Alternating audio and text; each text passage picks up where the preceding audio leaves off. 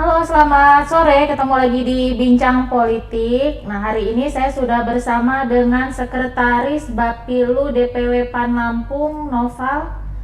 Halo, Noval. Ya, halo Mbak. Sore, lagi di mana? Saya aktor di sekretariat. Oh ya, ya. Ini Noval ini nih ya, Sekretaris Bapilu DPW PAN Lampung ya. Ya, saya Mm-mm. baris Nasional Saksi di depan. Ya, dan kabarnya lagi menempuh S2 juga ya. Ya, itu. Hmm, iya. Nah, Noval, kita langsung aja ya. Katanya mau ke kampus ya. Enggak sih online. Masih online. Heeh. Masih online. Heeh. Nah, Noval, Noval ini kan ya berarti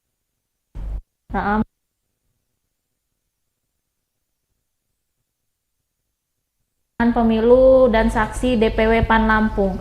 Nah, itu awalnya tuh gimana sih Noval? Apa yang memotivasi Noval kok mau terjun ke dunia politik? Ya, pertama cara lagi saya saksi Hmm.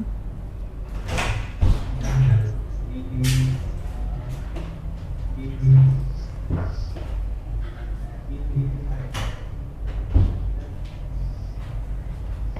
Suaranya mana?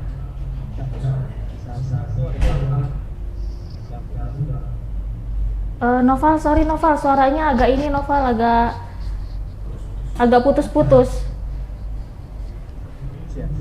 Heeh. disambungkan di ini juga Oh, suara saya juga putus-putus ya? iya. Saya ulang ya Mbak ya. Hmm. Ya mungkin suara agak bisa dikencengin dikit ya, soalnya tadi agak tenggelam. Heeh. Memang di mobilisasi sejak SMP, SMA, dia di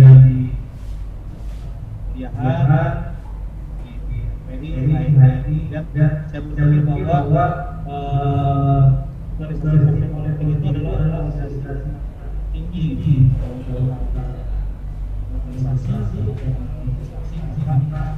tingginya ya kita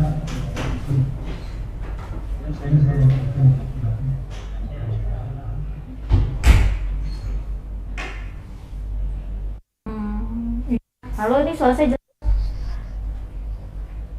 Halo Noval. ya Mbak. Heeh.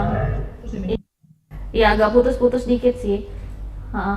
Nah, ada banyak ya Noval ya. Kok Noval berlabuhnya di PAN?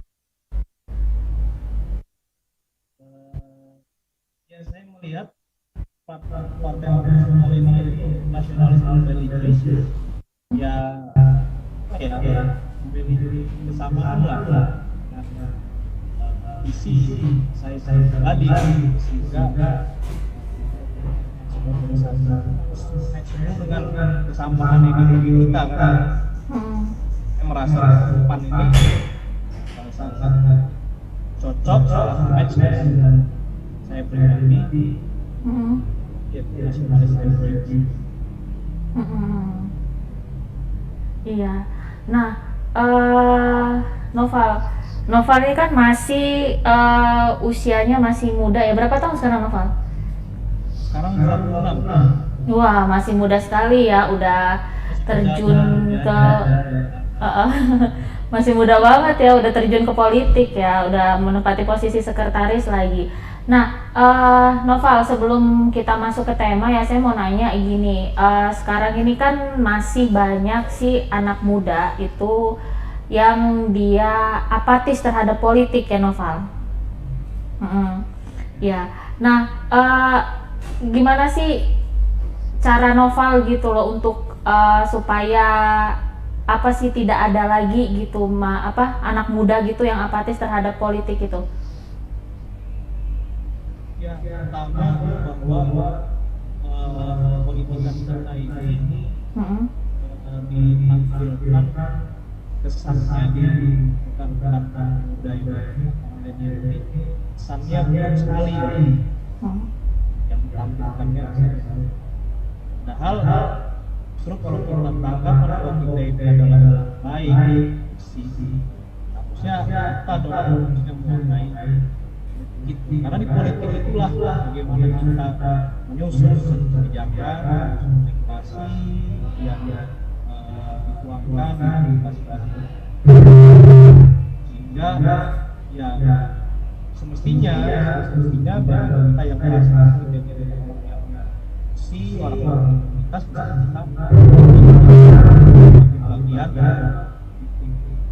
partai politik apa saja politik mengaplikasikan kita jadi visi kita bisa kita jauh masyarakat. Nah, kalau melihat sekarang namanya dari apatis terhadap politik ya, karena memang yang ditampilkan tidak seperti banyak hal yang baik. Karena kita yang harus mengisinya, kita menganggap hal itu tidak baik, mestinya kita yang harus berbuat. Iya. Nah, gini Noval, sekarang ini kan anak muda kan banyak banget dia yang banyak bermain media sosial ya Noval ya.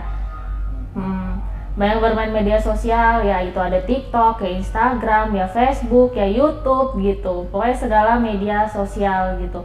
Nah, apakah nanti Noval itu akan menggunakan media sosial gitu nanti untuk mengajak atau mengenalkan ini politik ke orang-orang yang seusia Noval gitu, yang masih muda gitu Noval? Ya, jadi kita di era yang semakin modern ini, perkembangan media sosial ini sangat pesat sekali ya Mbak. Jadi saya rasa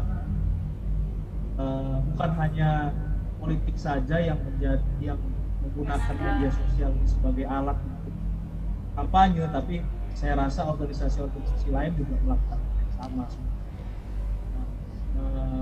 Karena banyak hasil penelitian, ya, banyak fakta yang membuktikan bahwa media sosial ini mampu menginformasikan kepada masyarakat, kemudian untuk politik sendiri untuk meningkatkan popularitas, tapi tentunya dengan treatment tertentu, dengan strategi-strategi peran media sosial itu dalam kampanye partai politik. Iya. Nah Noval, apa sih pandangan Noval itu terhadap perkembangan media sosial ke depannya terhadap perpolitikan di tanah air ini Noval? Ya, saya melihat tadi seperti yang saya katakan tadi bahwa perkembangan media sosial ini sangat pesat ya. Kita melihat mulai waktu istilah media yang ingin sekali menggunakan media sosial Facebook, dia lewat Twitter dan lain sebagainya. Saya melihat ini juga akan berefek kepada kita gitu. Satu penelitian yang pernah saya baca itu penelitian yang Michael Bosetta, bahwa media sosial dengan berbagai macam platformnya itu mempunyai efek yang cukup besar apabila dapat dimaksimalkan, dioptimalkan penggunaannya untuk kampanye politik. Kemudian ya banyak fitur-fitur dalam platform media sosial itu yang bisa kita manfaatkan. Kalau melihat perpolitikan di Indonesia sendiri ya, saya rasa sekarang banyak tokoh-tokoh politik atau partai-partai politik yang cari simpati pengguna media sosial, menggunakan media sosial itu, memaksimalkan media sosial apapun platformnya, Instagram, entah itu YouTube, Twitter, Facebook, dan bahkan sekarang juga sudah mulai politisi-politisi ini menggunakan platform TikTok gitu sepertinya untuk mencari simpati masyarakat, ya, menunjukkan bahwa politisi itu ya manusia biasa gitu. Jadi penggunaan platform media sosial itu ya dimaksimalkan, menginform, ya kan, publish kegiatan-kegiatan kaitan dengan hal politik. Iya. Nah, Noval, apa sih kelebihan atau benefit yang diterima bagi parpol itu saat mereka melakukan kampanye di media sosial? Ya tentunya banyak ya. Jadi media sosial ini bukan faktor penentu sebenarnya.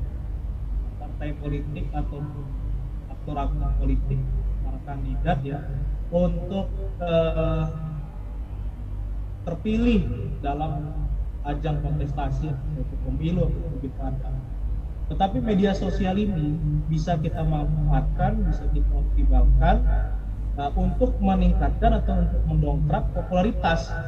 Jadi untuk terpilihan itu bukan hanya popularitas, tapi elektabilitas juga penting. Nah, bagaimana kita mau dipilih orang? Bagaimana kalau partai politik mau dipilih orang? Bagaimana kandidat mau dipilih orang? Kalau popularitasnya nggak ada, maka popularitas itu harus diangkat, didorong, ya salah satunya dengan menggunakan media sosial. Nah, saya rasa sekarang ini kan era teknologi ini sudah canggih. Saya rasa namanya media sosial ini sudah tidak, penggunanya sudah bukan hanya masyarakat di perkotaan, tapi bahkan sampai ke pedesaan yang selama masih terkoneksi dengan internet. Nah, tetapi ini akan lebih banyak manfaatnya, akan lebih optimal untuk segmentasinya di perkotaan. Tapi tetap kita tidak hanya melakukan kampanye-kampanye politik dengan menggunakan media sosial, ya, tapi tetap harus ke masyarakat. Jadi media sosial itu hanya satu faktor di antara banyak faktor tingkat keterpilihan, baik itu partai politik ataupun kandidat. Iya. Nah,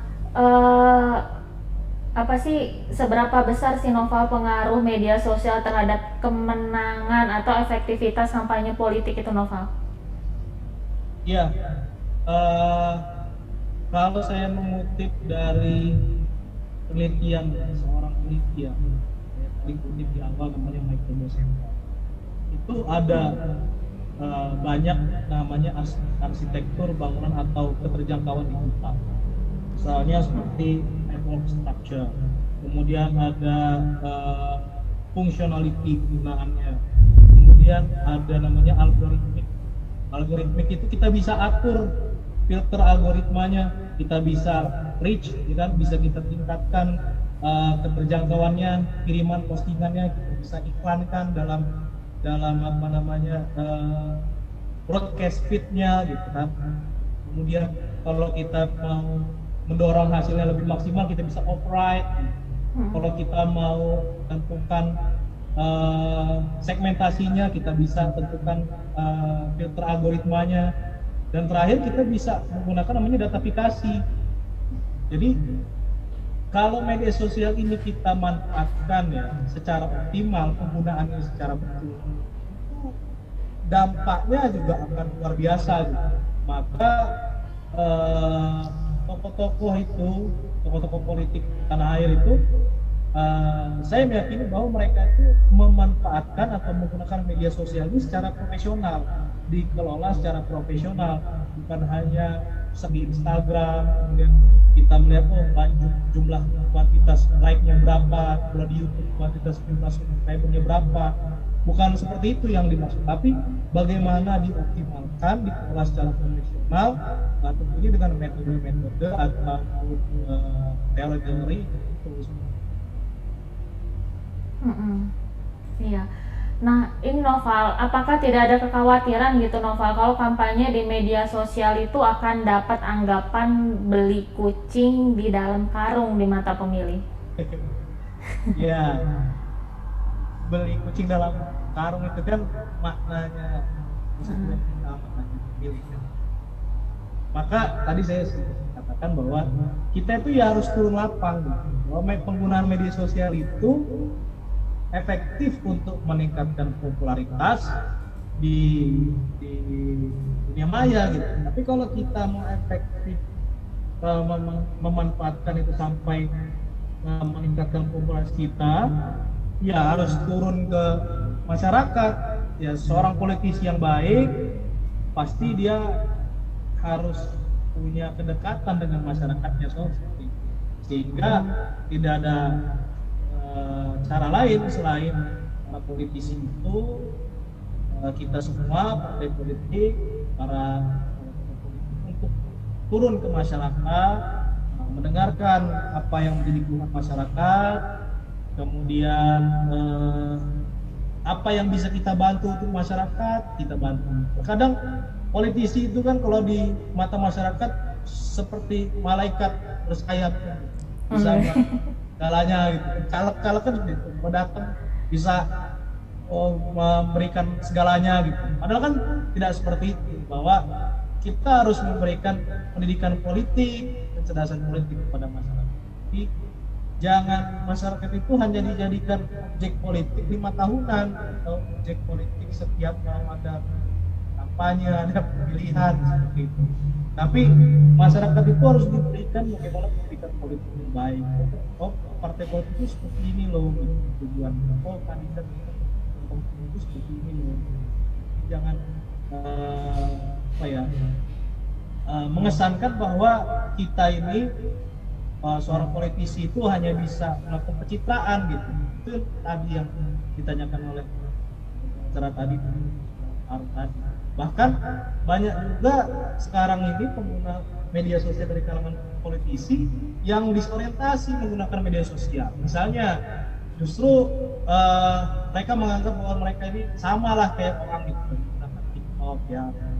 Tapi salah dalam memanfaatkan media sosial ini, justru malah joget-joget misalnya, atau kayak apa yang sifatnya entertain begitu.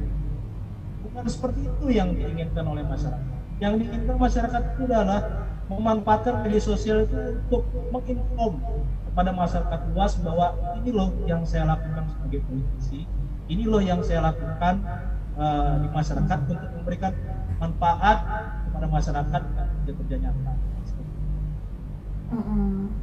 Iya. Nah Noval, kalau saya boleh tahu ya Noval ya, sejauh ini apa sih Noval yang sudah dilakukan PAN itu melalui media sosial ini? Apakah PAN ini melalui media sosial ini mengkampanyekan ke milenial gitu atau gimana gitu? Ya, jadi Partai Amanat Nasional ini di era kepemimpinan Zulkifli Hasan sebagai ketua umum tentunya banyak melakukan terobosan-terobosan. Bahkan terobosan itu bukan hanya di tataran tingkat struktur DPP saja, tapi ini diberitakan struktur juga ke bawah. Jadi seluruh partai politik saya kira sekarang ini sedang memanfaatkan menggunakan media sosial dengan sebaik mungkin, khususnya Partai Amanat Nasional sekarang ini sudah memiliki unit kerja media center sendiri yang seperti saya katakan tadi, agar namanya media sosial, kegiatan-kegiatan partai politik ini dapat terdistribusikan informasi kepada masyarakat secara luas dengan dikelola secara profesional. Kemudian Partai Amanat Nasional sendiri juga menggunakan pendekatan-pendekatan yang dapat dikatakan sangat anak muda sekali gitu, dengan juru bicara milenialnya, dengan gaya-gaya khas anak milenialnya. Tentunya ini merupakan strategi yang kami miliki untuk melakukan pendekatan dengan anak muda atau kita gelar kopi bareng atau ya, ruang muda, diskusi-diskusi. Ya, tapi kaitannya bukan hal-hal yang sifatnya politik. Jadi anak muda itu nggak bisa langsung kita datang langsung diajak ngobrol politik, itu nggak bisa. Anak muda itu punya segmentasi sendiri, jadi diajak dulu, diobrolin dulu, ajak kongko dulu gitu. Baru nanti setelah masuk, kira-kira memang cocok dengan ideologinya, ya baru kita masuk pendidikan. Tapi kita ajak mereka ngobrol-ngobrol itu ya sifatnya bagaimana mereka itu punya sense, rasa memiliki rasa, oh kita ini ternyata sebagai manusia, makhluk sosial harus punya pemikiran bagaimana kita bisa membesarkan negara ini, bisa kontribusi untuk negara ini dengan cara apapun itu. Iya. Nah, Noval, terakhir, berapa sih target perolehan suara PAN itu, terutama suara dari kaum milenial ya yang masih muda di pemilu 2024 nanti, Noval? Ya, kalau target suara secara jumlah, ya kita tentunya sebanyaknya ya suara itu dengan kerja-kerja yang struktur ya, namanya langkah strategi tertentu. Nah, kaitan dengan meraih suara milenial, tentunya ada segmentasi dan terkait tokoh juga di PAN yang dari kalangan milenial juga sudah banyak, bahkan mereka juga di legislatif ya, baik di tingkat di provinsi maupun di kabupaten juga banyak sekali kita punya kader, khususnya di Lampung kita punya kader milenial yang duduk di DPRD juga. Saya rasa kalau PAN ini ya akan secara milenial dan kita akan sudah maksimal, dan teman yang lain juga sudah menggelar banyak kegiatan ya, segmentasinya yang milenial.